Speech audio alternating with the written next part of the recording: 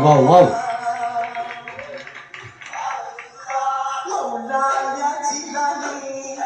സുഹൃത്തുക്കളെ, അഖിൽ എന്ന് പറയുന്ന ഒരു പാട്ടുകാരനാണ്, ഒരു യൂണിവേഴ്സിറ്റി പഠിക്കുന്ന ചെറുപ്പക്കാരനാണ് ഈ ഒരു പാട്ട് പാടിയത്. ദഫ്മുട്ടാണ്.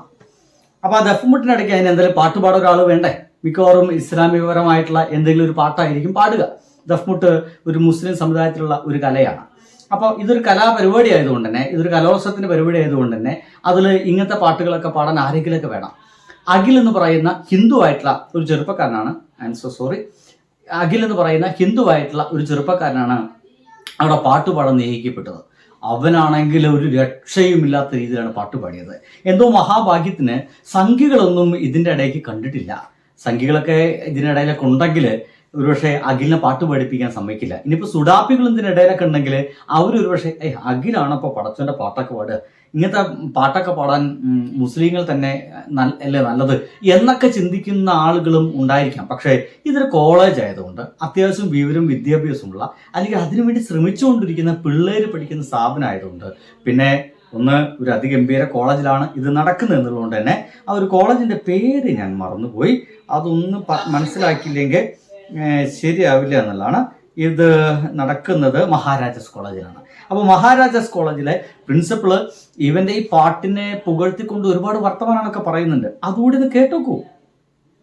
പാട്ട് കഴിഞ്ഞപ്പോ ഞാൻ അഖിലിനോട് പറഞ്ഞു, നിന്റെ പാട്ടുണ്ടല്ലോ, ആ പാട്ട് കേട്ടാൽ പഠിച്ചവൻ ഇറങ്ങി താഴെ വരും എന്ന് ഞാൻ അവരോട് പറഞ്ഞിരുന്നു.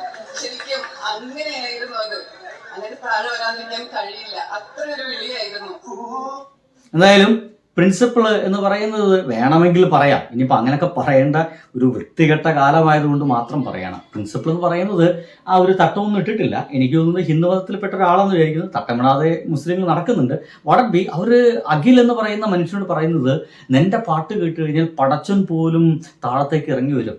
ഇറങ്ങി വരാതിരിക്കാൻ കഴിയില്ല. നീ ഒരു മുസ്ലിം ആണെന്നോ, അല്ലെങ്കിൽ നീ ഒരു ഹിന്ദു ആണെന്നോ, നീ ഒരു ക്രിസ്ത്യൻ ആണോ എന്നല്ല, നിന്റെ ആ ഒരു വിളിയുണ്ടല്ലോ, പടച്ചനോടുള്ള ഒരു വിളിയുണ്ടല്ലോ, അത് അതിഗംഭീരമാണ് എന്നാണ് പ്രിൻസിപ്പൾ അടക്കം ആ ഒരു അഖിലിനോട് പറഞ്ഞത്. അത്രയ്ക്ക് ഗംഭീരമായിട്ടൊരു ആലാപനമായിരുന്നു അഖിൽ എന്ന് പറഞ്ഞ ആ ചെറുപ്പക്കാരൻ അവിടെ ചെയ്തത്. എന്തായാലും നിങ്ങൾക്കിപ്പോൾ എല്ലാവരും വിചാരിക്കുന്നുണ്ടായിരിക്കും, നീ ഇങ്ങനെ അധികം വർത്തമാനം പറയാതെ ആ പാട്ടൊന്ന് കേൾപ്പിക്കണമെന്ന്. കേൾപ്പിച്ചരാം. MG യൂണിവേഴ്സിറ്റിയിലെ സംഭവം.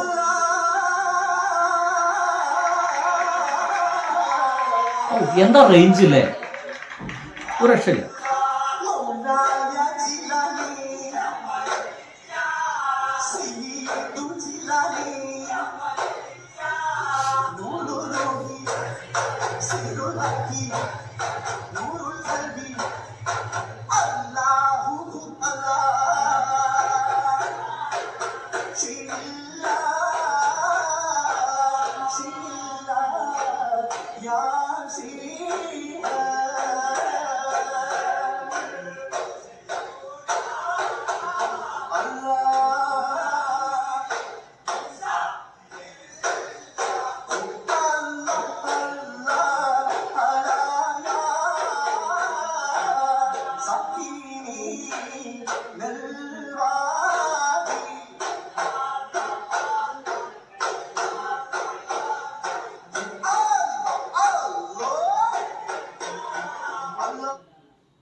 ഇത്രേ എനിക്ക് കിട്ടിയിട്ടുള്ളൂ. അഖിലിൻ്റെ പേജിൽ നിന്ന് എനിക്ക് കിട്ടിയത് ഇത്ര മാത്രമേ ഉള്ളൂ. അത് ഞാൻ നിങ്ങളുടെ മുമ്പിലൂടെ പ്രസന്റ് ചെയ്തെന്നുള്ളൂ. എന്തൊരു ഗംഭീരമായിട്ടുള്ള ആലാപനമാണല്ലേ, എന്തൊരു സൗന്ദര്യമുള്ള ആലാപനമാണ്. ഞാനിത് ഈ ഒരു സമയത്ത് ഇതൊക്കെ ഇങ്ങനെയൊക്കെ പറയുന്നത്, ഇതിനടിയിൽ വന്നിട്ട് ഏതെങ്കിലും കുരുത്തക്കെട്ടന്മാർ വല്ല വൃത്തികെട്ട കമന്റ് അടിക്കാൻ നോക്കി. ആരും കമന്റ് അടിച്ചിട്ടില്ല. ചില മുസ്ലിം വിഭാഗത്തിൽപ്പെട്ട ആളുകളൊക്കെ പറയുന്നത്, എന്തൊരു വിളിയാണ്, അള്ളാന്ന് ആ ഒരു വിളിയില്ലേ, അതൊരു രക്ഷയുമില്ലട്ടാ എന്നൊക്കെ പറയുന്നുണ്ട്. അങ്ങനെ അംഗീകരിക്കുന്ന രീതിയിലേക്ക് വേറൊരു മതസ്ഥനായിക്കോട്ടെ അവർ പടച്ചനെ വിളിക്കുന്ന ഒരു പാട്ട് പാടുമ്പോൾ ഞാനൊക്കെ പലപ്പോഴും വളരെ കഷ്ടപ്പെട്ടിട്ടുണ്ട്. അള്ളാ എന്ന് പറയും, അള്ളാ എന്ന് പറയും, അള്ളാ അള്ളാ. പലപ്പോഴും നാവൊക്കെ ഈ എപ്പിഗ്ലോട്ടിസിലൊക്കെ വെച്ചിട്ട് പ്രൊണൗൺസ് ചെയ്യാനൊക്കെ പലപ്പോഴും ഇവർ പറയാറുണ്ട്. അപ്പോൾ അതൊക്കെ പറയുമ്പോൾ അള്ളാ അള്ളാ അള്ളാഹു എന്നൊക്കെ പറയുന്നത് ഭയങ്കര ഡിഫിക്കൽട്ട് ആയിട്ടുള്ള ഒരു പ്രൊനൗൺസിയേഷൻ മെത്തേഡൊക്കെ അവർക്ക് ഉണ്ട് എന്നുള്ളതാണ്. എന്തായാലും അത് ആ രീതിയിൽ തന്നെ പ്രൊനൗൺസ് ചെയ്ത് ഏറ്റവും ഗംഭീരമായ രീതിയിൽ ഉച്ചരിച്ച് അതോടെ പാട്ട് പാടുക. അതുകൊണ്ട് ആ ഒരു ടീമിന് 1ാം സ്ഥാനം കിട്ടിയിട്ടുണ്ടാവണം.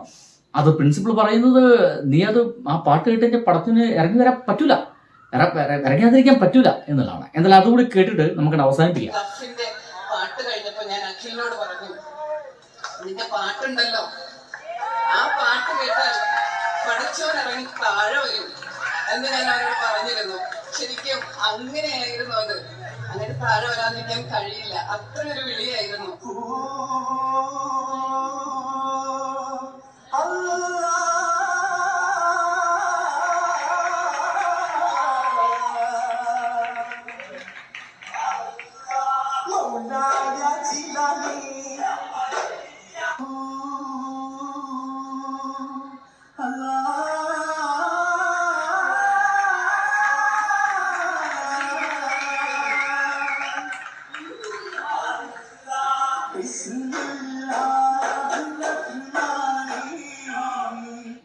എന്തായാലും സുഹൃത്തുക്കളെ, ഭയങ്കര രസമുള്ള ഒരു ആലാപനം. അഖിൽ എന്ന് പറയുന്ന ചെറുപ്പക്കാരാണ് ഇത് പാടിയിട്ടുള്ളത്. ഞാൻ അവൻ്റെ പേജ് എടുത്തു നോക്കി. ഒരു വാണ്ടർ സിംഗറാണ്, ഒരു ഗംഭീര സിംഗറാണ്. അവന് വേറെ വല്ല പാട്ടോ മറ്റൊക്കെ പാടിയിട്ടൊന്നും അറിയില്ല. എന്തായാലും യൂണിവേഴ്സിറ്റിയിൽ അവനുണ്ട്, MG നമ്മുടെ മഹാരാജസിൽ അവനുണ്ട്. ഒരുപക്ഷെ നമ്മുടെ ഭാവിയിലേക്ക് നമ്മൾക്ക് കാണുന്ന, നമ്മൾ കേൾക്കുന്ന അതിഗംഭീര പാട്ടുകളൊക്കെ ആലപിക്കാൻ കഴിവുള്ള ഒരുത്തം തന്നെയാണ് ഉള്ള കാര്യത്തിൽ സംശയമില്ല. നിങ്ങൾ പറ്റുമെങ്കിലൊക്കെ പോയി കേൾക്കുക, ആസ്വദിക്കുക. ബൈ.